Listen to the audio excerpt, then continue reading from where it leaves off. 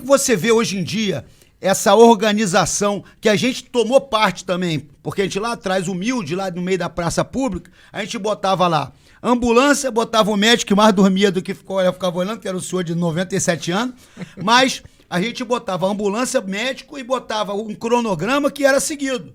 E que não havia na época, não é isso, Osiris? Sim, o cronograma sempre foi fundamental porque, né, você consegue se organizar em matéria de aquecimento, de rendimento, de alimentação, de tudo para lutar. E o lutador tem isso.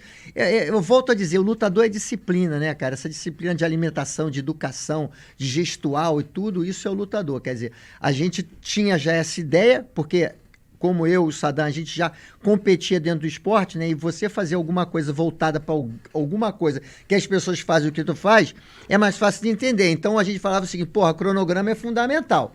A gente tinha que fazer. Então a gente sempre obedecia o cronograma e eu acho que o esporte evoluiu porque ele se organizou de uma maneira que talvez eu acho que todas as outras artes marciais que a gente conhece aqui, que estão dentro aqui do nosso cotidiano, não se organizaram.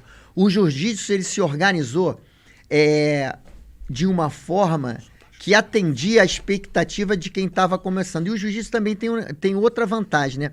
A gente tinha, dentro de uma competição, crianças de 5 anos de idade competindo e pessoas, né, de 50 anos competindo. Então, ele era um leque democrático de pessoas de todas as idades e peso, né?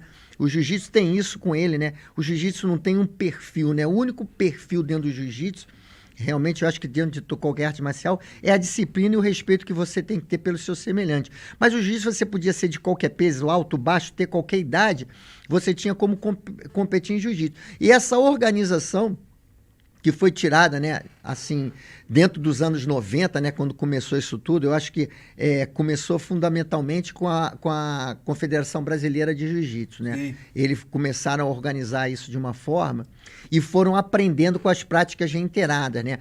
Por exemplo, hoje a pesagem do jiu-jitsu, ele te chama para pesar, ele te chama para lutar, ele te pesa e mede teu kimono, porque esse é um princípio da igualdade que existe até no MMA. A gente tem que estar lutando e competindo dentro dos mesmos recursos. O meu kimono tem que ter aquele padrão de medida, né? Isso, eu tô dentro do peso. Só o peso já é uma forma de você humanizar o esporte.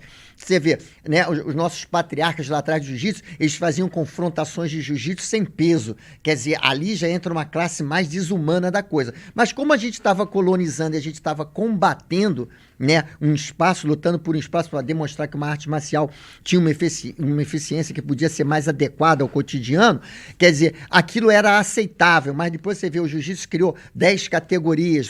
O jiu-jitsu ainda tem isso. O jiu-jitsu tem uma sabedoria tão grande dentro da luta dele, que eu acho que é a única luta, né, que tem o chamado absoluto. É o que todo mundo fala, onde o homem mais fraco ganha o homem mais forte. É lógico, ele ganha porque ele tem técnica, e a técnica é um fator que vai sempre otimizar o que você já tem de bom. Então, se você é um cara que tem uma força de 40 quilos, quando você tem jiu-jitsu, ela é otimizada para 400 quilos. Então, na verdade, o jiu-jitsu é uma alavanca, ele proporciona a você a vencer coisas que realmente não seriam vencidas por uma pessoa que não sabe jiu-jitsu. Mas o jiu-jitsu cresceu em função dessa organização e outra coisa, essa atração que o jiu-jitsu tem, cara. Né? Quando a gente começou a confrontar as outras artes marciais, é o que eu sempre falo, eu sou formado em Muay Thai também e eu nunca vi uma luta mais violenta que o Muay Thai. Não existe, não existe.